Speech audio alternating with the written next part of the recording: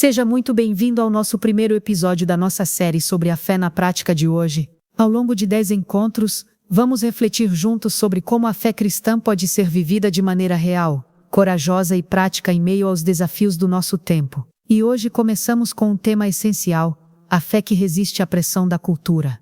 Durante essa série de episódios, vamos falar sobre a importância de ser fiel a Deus, não apenas em momentos específicos, não apenas na igreja. Vamos aprender como deve ser a fé no trabalho, na família e muito mais.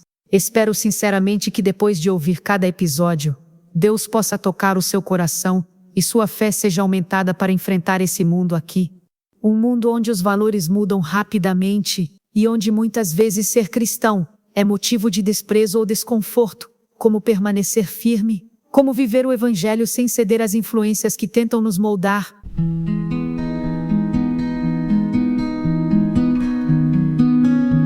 A palavra de Deus nos traz direção clara. Em Daniel capítulo 1, versículo 8, lemos: "E Daniel propôs no seu coração não se contaminar com a porção das iguarias do rei." Essa decisão de Daniel aconteceu em um contexto de exílio, onde tudo ao redor pressionava por uma adaptação, uma assimilação cultural. Mas ele escolheu permanecer fiel ao seu Deus, mesmo que isso significasse ir na contramão da maioria. Essa é a essência da fé prática. Manter a identidade em Deus em meio ao que tenta apagá-la.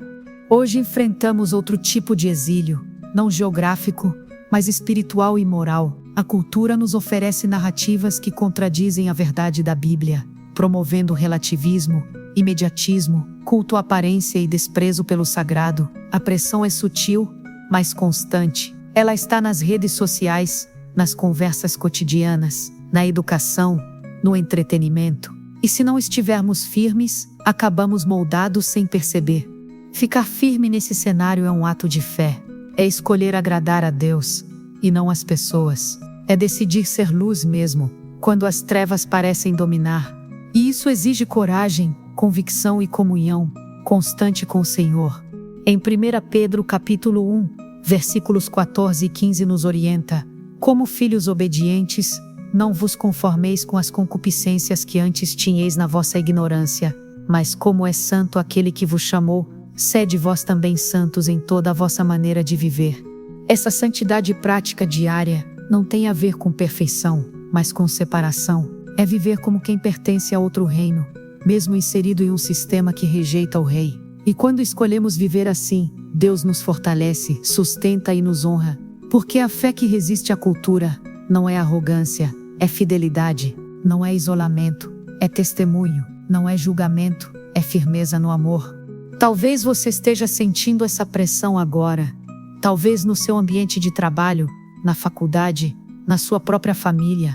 Ser cristão hoje exige mais do que palavras. Exige decisões concretas, posturas claras, renúncias reais. Mas não estamos sozinhos.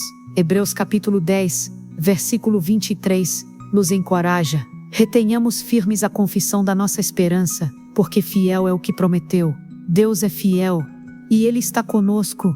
Muitos cristãos, especialmente os mais jovens, enfrentam diariamente a tensão entre agradar a Deus e serem aceitos por seus pares. E isso acontece nos detalhes, nos comentários que evitamos fazer para não parecer caretas, nos posicionamentos que deixamos de expressar por medo da rejeição, nas atitudes que tomamos para nos encaixar, mesmo que contrárias ao Evangelho. Esses são testes silenciosos de fé que, somados, moldam ou corroem nosso testemunho.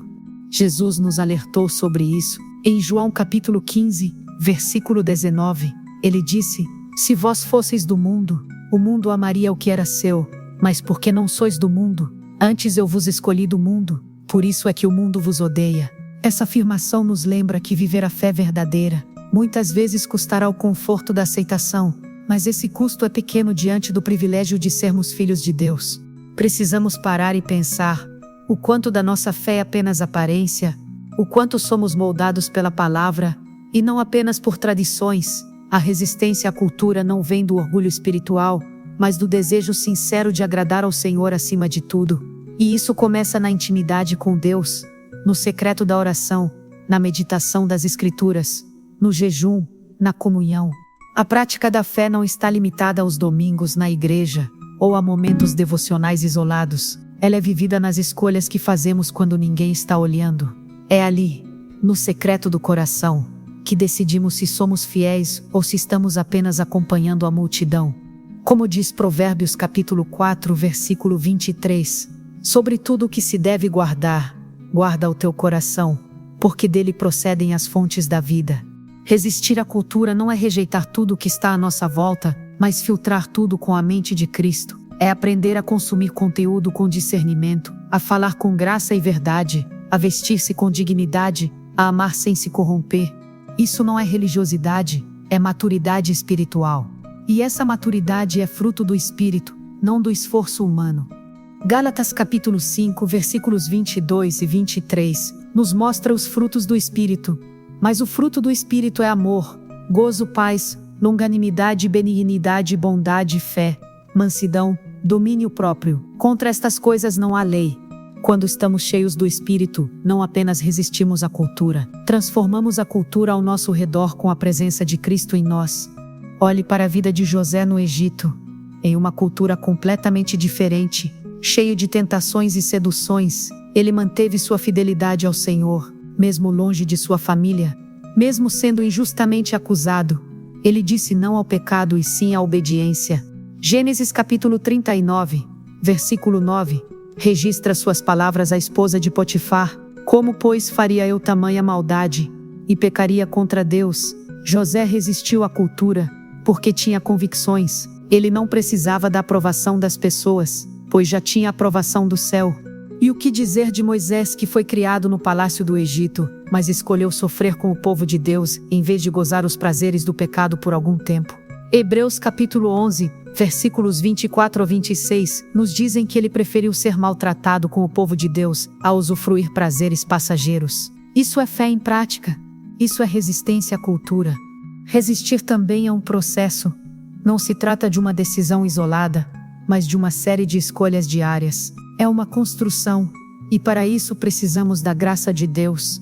2 Coríntios capítulo 12, versículo 9, nos lembra: a minha graça te basta, porque o meu poder se aperfeiçoa na fraqueza. Não precisamos ser fortes o tempo todo, precisamos ser dependentes de Deus o tempo todo. Vamos orar juntos neste momento, apresentando nossa fé diante de Deus, e pedindo que Ele nos fortaleça para resistirmos às pressões do nosso tempo. Senhor Deus, nós te buscamos com um coração sincero e sedento.